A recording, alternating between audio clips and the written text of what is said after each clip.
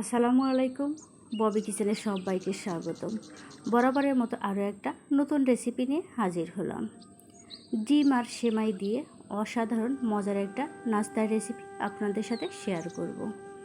এই নাস্তাটা বাসায় তৈরি করে দেখবেন, এটা ছোট বড় সবাই খেতে খুবই পছন্দ করে। আর বাসায় মেহমান আসলে ঝটপট এই নাস্তাটা তৈরি করে দিতে পারেন, অথবা বিকেলে চায়ের সাথেও কিন্তু এটা খুবই ভালো লাগে। আর এটা একবার তৈরি করে কাউকে খাওয়ালে বারবার রিকোয়েস্ট আসবে।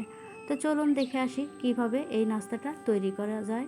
এই নাস্তাটা তৈরি করার জন্য আমার প্রথমে লাগছে এখানে লাচ্চা সেমাই। আমি বম্বের যে লাচ্চা সেমাইটা আছে সেটা নিয়েছি, আমি অর্ধেকটা নিয়েছি এখানে। আর দিয়ে দিচ্ছি আমি এখানে গুঁড়ো দুধ। আমি এখানে 4 চা চামচ গুঁড়ো দুধ দিয়ে দেবো। গুঁড়ো দুধ দিলে কিন্তু এই নাস্তাটা খেতে আরও বেশি ভালো লাগে, তাই অবশ্যই গুঁড়ো দুধটা দেওয়ার চেষ্টা করবেন। আর দিয়ে দিচ্ছি আমি এখানে চিনি দিয়ে দিচ্ছি আমি 1/4 কাপ। চিনিটা আপনারা বাড়িয়ে কমিয়ে দিতে পারেন। তো এরপরে সমস্ত উপকরণ আমি ভালোভাবে মিশিয়ে নেব। এটা কিন্তু হাত দিয়ে ভালোভাবে মিশিয়ে নিতে হবে। এরপরে আমি এখানে ডিম দিয়ে দেব। আমি এখানে একটা ডিম দিয়ে দিচ্ছি। ডিমটা দেওয়ার পরে এটা আবারও হাত দিয়ে ভালোভাবে মেখে নিতে হবে। এটা একটু সময় নিয়ে মাখতে হবে।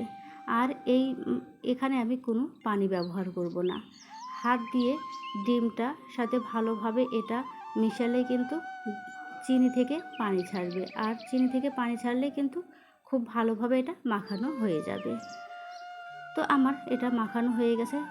কখন আপনারা বুঝবেন যে এটা মাখানো হয়ে গেছে? যখন দেখবেন যে এরকম হাত দিয়ে শেপ দেওয়া যাচ্ছে, তখন এটা মাখানো বন্ধ করতে হবে। এরপরে আপনারা নাস্তার যে শেপটা দিতে চাচ্ছেন সেভাবে শেপ দিয়ে নেবেন। তো আমি এখানে একটা কৌটার যে মুখ আছে সেই মুখটা আমি নিয়ে নিয়েছি।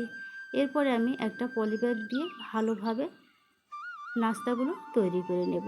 তো আমি কিভাবে নাস্তাগুলো তৈরি করে নিচ্ছি এটা কিন্তু দেখেই বুঝতে পারছেন। তো আমি একটু হাত দিয়ে চেপে চেপে নাস্তাগুলো ভালোভাবে শেপ দিয়ে নিচ্ছি। তো এই কৌটার মুখায় এই নাস্তাটা তৈরি করার কারণ এটা সবগুলো নাস্তা একই রকম হবে, দেখতে ভালো লাগবে। তো দেখতেই পাচ্ছেন এটা দেখতে কতটা ভালো হয়েছে। আর আমি সবগুলো নাস্তা একইভাবে তৈরি করে নেব।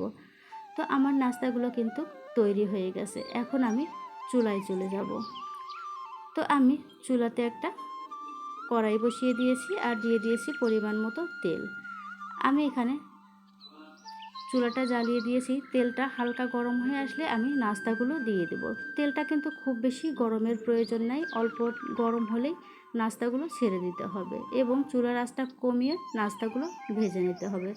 চুলার আঁচটা বাড়িয়ে দিলে কিন্তু নাস্তাগুলো উপর থেকে পুড়ে যাবে আর ভেতরটা কাঁচা থেকে যাবে।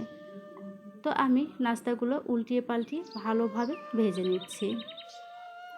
যে কোনো জিনিস ভাজার সময় একটু সময় নিয়ে ভাজলে কিন্তু এটা খেতে অনেকটাই ক্রিস্পি হয়। তো দেখতেই পাচ্ছেন নাস্তাগুলো কতটা সুন্দর হয়েছে, কালারটা কতটা কিউট এসেছে। তো আমি কিন্তু এখন নাস্তাগুলো নামিয়ে নিচ্ছি। তো আমার সবগুলো নাস্তা রেডি হয়ে গেছে।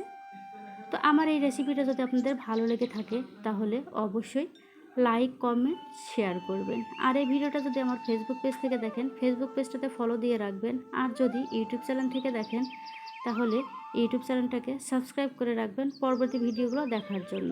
আল্লাহ হাফেজ।